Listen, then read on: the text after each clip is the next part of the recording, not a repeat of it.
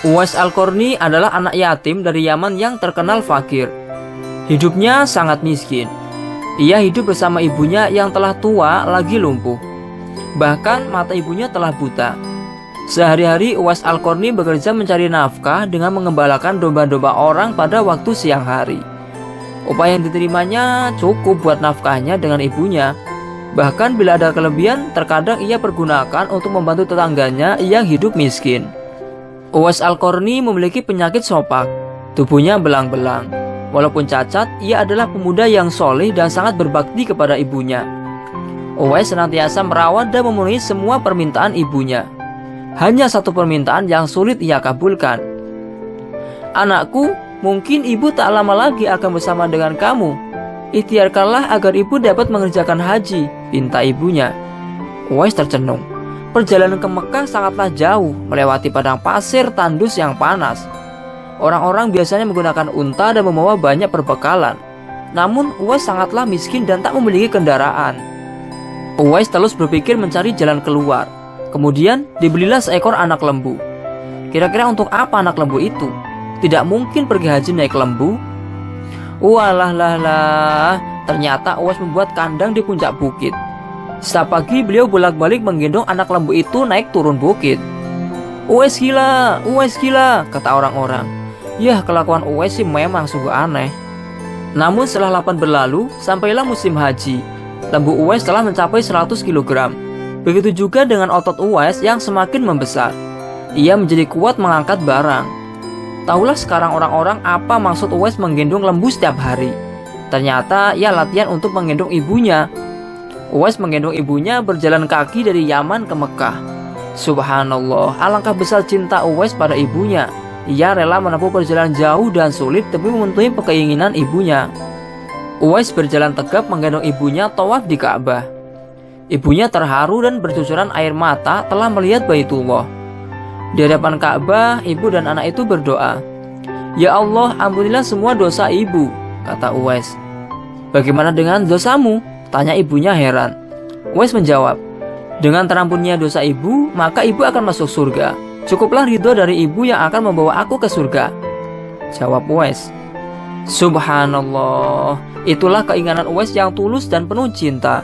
Allah Subhanahu wa Ta'ala pun memberikan karunia-Nya. Uwais seketika itu juga disembuhkan dari penyakit sopaknya. Hanya tertinggal bulatan putih di tengkuknya. Uwais hidup di masa Rasulullah SAW.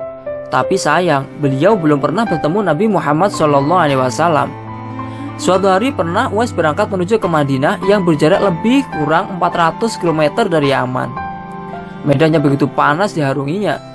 Dia tidak peduli semua dilalui demi bertemu dan dapat memandang sepuas-puasnya para baginda Nabi Agung Muhammad SAW yang selama ini dirinduinya.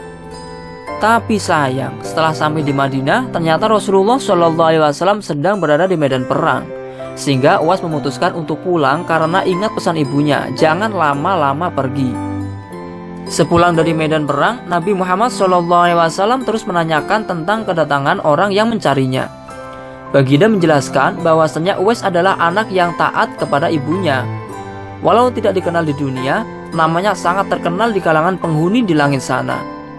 Mendengar perkataan baginda Nabi Muhammad SAW, Aisyah radhiyallahu anhu dan para sahabat terpekun. Menurut Aisyah, memang benar ada yang mencari Nabi, dan pemuda itu telah segera pulang ke Yaman karena ibunya sudah tua dan sakit. Rasulullah SAW bersabda, "Kalau kalian ingin berjumpa dengan dia, Uwais Al-Qarni, perhatikanlah ia mempunyai tanda putih di tengah-tengah telapak tangannya."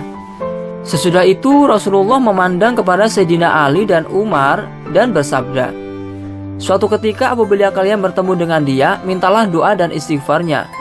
Dia adalah penghuni langit dan bukan penghuni bumi." Beberapa tahun kemudian, Uwais Al-Qarni berpulang ke rahmatullah. Anehnya, pada saat dia akan dimandikan, tiba-tiba sudah banyak orang yang berebutan untuk memandikannya. Dan ketika dibawa ke tempat pembaringan untuk dikafani, di sana pun sudah ada orang-orang yang menunggu untuk mengkafaninya. Demikian pula ketika orang-orang hendak menggali kuburannya, di sana ternyata sudah ada orang-orang yang menggali kuburannya hingga selesai. Ketika usungan dibawa menuju ke perkuburan, luar biasa, banyaknya orang yang berebutan untuk mengusungnya. Meninggalnya Uwais Al-Qarni telah menggemparkan masyarakat di kota Yaman. Banyak terjadi hal-hal yang amat mengherankan. Sedemikian banyaknya orang yang tak kenal berdatangan untuk mengurus jenazah dan pemakamannya. Padahal Uwais Al-Qarni adalah seorang fakir yang tidak dihiraukan orang. Sejak ia dimandikan sampai ketika jenazahnya hendak diturunkan ke dalam kubur, di situ selalu ada orang-orang yang telah siap melaksanakan terlebih dahulu. Penduduk Yaman tercengang. Mereka saling bertanya-tanya, "Siapakah sebenarnya engkau, wahai Uwais Al-Qarni? Bukankah Uwais yang telah kita kenal hanyalah seorang fakir yang tak memiliki apa-apa, yang kerjanya sehari-harinya hanya sebagai pengembala domba dan unta? Tapi ketika hari wafatmu, engkau menggemparkan penduduk Yaman dengan hadirnya manusia-manusia asing yang tidak pernah kami kenal.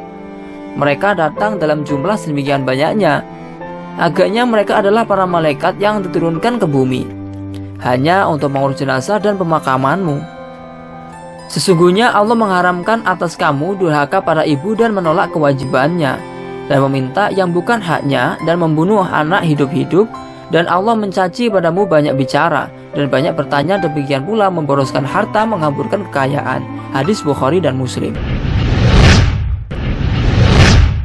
Wallahu a'lamu bishawab. Nah, itulah kisah Uwais Al-Qarni yang sangat menginspirasi. Semoga kisah ini dapat meningkatkan rasa bakti kita kepada kedua orang tua kita. Terima kasih telah menonton video ini. Jangan lupa untuk klik like, share, dan subscribe ya. Wassalamualaikum warahmatullahi wabarakatuh.